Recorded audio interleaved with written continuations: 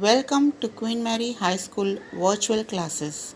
I am Mrs. Naushaba Sheikh, your geography teacher. Students, we have already learned about the second chapter, that is the sun, the moon and the earth. In the previous video, we have seen the moon's motion, that is orbital and axial motion. Orbital means revolving around the earth and axial means rotating around itself. Now, we have also seen about the two positions of the moon, that is perigee position and apogee position. Perigee position is the nearest position to the earth and apogee position is the farthest position to the earth. After that, we have also studied about different phases of the moon, that is waxing and waning moon. The journey from the new moon day to the full moon day and from full moon day to the new moon day. And when the journey starts from the new moon to full moon, slowly and steadily the illumination, that is the light, increases, and on the full moon day the entire moon is visible. And after the full moon day, its journey again begins towards the new moon day. The illumination started decreasing and finally we cannot see the moon, that is new moon day. After this, we have seen the different position of the moon, sun and the earth, that is the angle made by them. In today's video, we are going to study about eclipse. Now, what is eclipse? Student, we have already seen the orbital path of the earth. Orbital path means, as I told you, that the earth revolves around the sun. And the orbital path for the moon is that it revolves around the earth. That means indirectly the moon is revolving around the sun. Now when both of this earth and moon are revolving, they are not in the same plane. That means the orbital path is not in the same plane. And when it revolves, it makes an angle of 5 degree with the earth. You can see in this picture. Yes, you can see that the orbital path of the earth and the orbital path of the moon, they are intersecting at 2 points. And wherever the moon is intersecting at the earth orbital path, it is making an angle of 5 degree. Is that clear? Now what happens when the moon intersect the orbital path of the earth at two different points during one single revolution? It is only when it is new moon day or full moon day. Now when it is new moon day, the moon is between the sun and the earth. Whereas when it is full moon day, then the earth is between the sun and moon. Now what happened when it is new moon day? The angle made by the moon with respect to the earth is 0 degree. Now 0 degree means 0 angle. The initial arm and the final arm, they both coincides, making an angle of 0 degree. That means the starting position and the ending position is one and the same. And it happens on new moon day. Whereas second position where it intersects the orbital path of the earth is 180 degree. That is on full moon day. You can see a straight line. Right. Now this straight line means it is a straight angle. And you know in students that in mathematics you have studied that straight angle measures 180 degree. It is supplementary. So here also you can see that the moon, the earth and the sun, they are in straight line. It is making an angle of 180 degree. Here the final arm and the initial arm are exactly opposite to each other. Okay, I hope you have understood this. Now let's see that when this position occurs, that means when the moon intersects the earth, the orbital path of the earth at two positions. First is new moon and the second is full moon. So what will happen? Eclipse will occur. But then you can question that why not on every new moon day and every full moon day we see an eclipse. Correct, student. We do not experience eclipse on each new moon day or on each full moon day.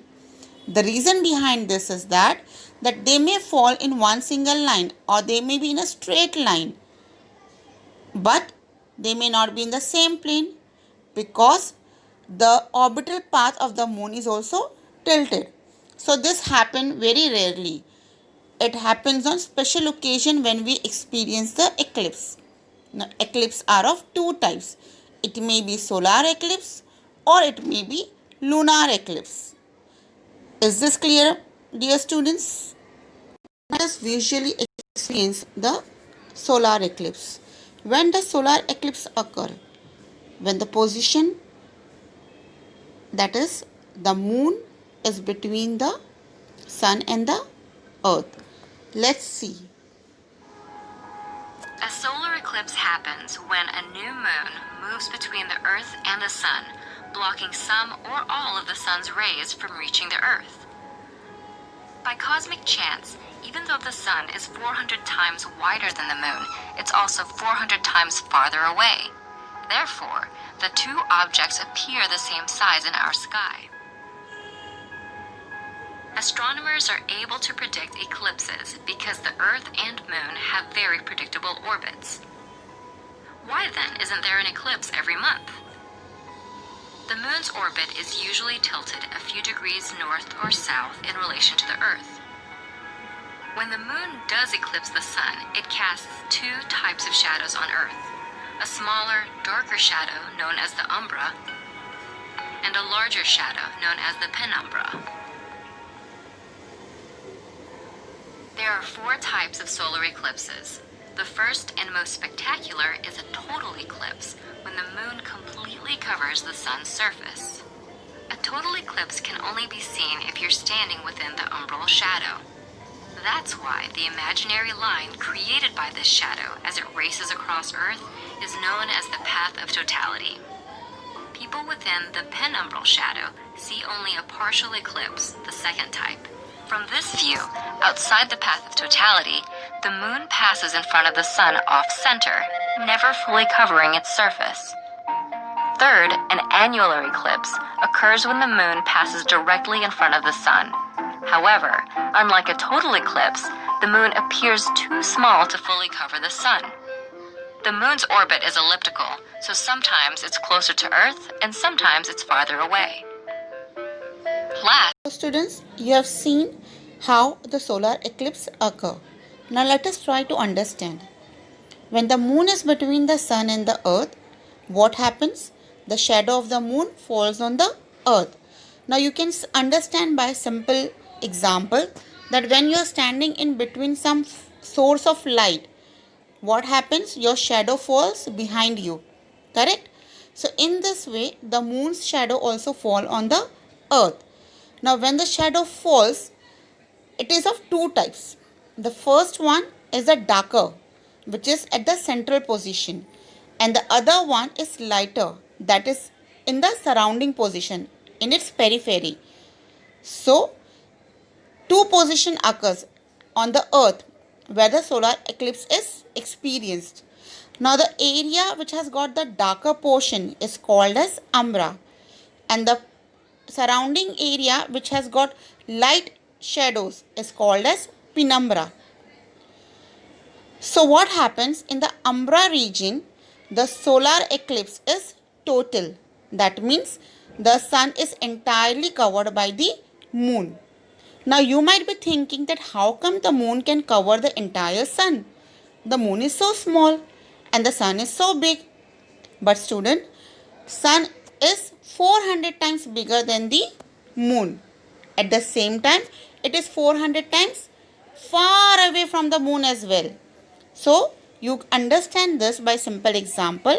If something is in front of you, it seems bigger, and when the same thing when the same things goes far away from you, it becomes smaller and smaller in size. So the moon is very far away from the sun. That is the reason it can easily cover the entire sun. Now when it covers the entire sun, it is called as total solar eclipse. Now this total solar eclipse can only be visible at that central portion, that central region, which is the umbra region. Now what about the other region, that is the periphery, the surrounding region, which is light in color, which is in penumbra region? They will experience partially covered, that is partial solar eclipse, because the moon will not be able to cast shadow on the entire sun. That is the reason that in penumbra region you will be experiencing partial solar eclipse. Now there is a third one. It happens in very rare cases, that is the annular solar eclipse. Now you know that, see this first picture of the total solar eclipse and the partial solar eclipse. What you can see is that the moon shadow, that is the umbra region, is touching the surface of the earth. That means the position of the moon is perigee position, closer to the earth. Now see the second position of the moon, which is the apogee position. Now apogee position means far or farthest away to the earth. So in this case, the umbra region has got a small gap. It is not able to touch the surface of the earth. There is a small gap in between. And because of that gap, that distance, what happens? The moon that casts the shadow on the earth is not able to entirely cover the sun. So a ring shape can be seen. A disk is formed, right? So what happens when the disk is formed? The annular solar eclipse occur, and this is a very rare phenomena. This happens one in a blue moon. Okay, so in the total solar eclipse, you can see that the sun is completely invisible. It is completely covered by the moon. Partial solar eclipse, the moon is not able to completely cover the sun. So some part of the sun is visible and it can be seen from the earth. And the third one is annular solar eclipse.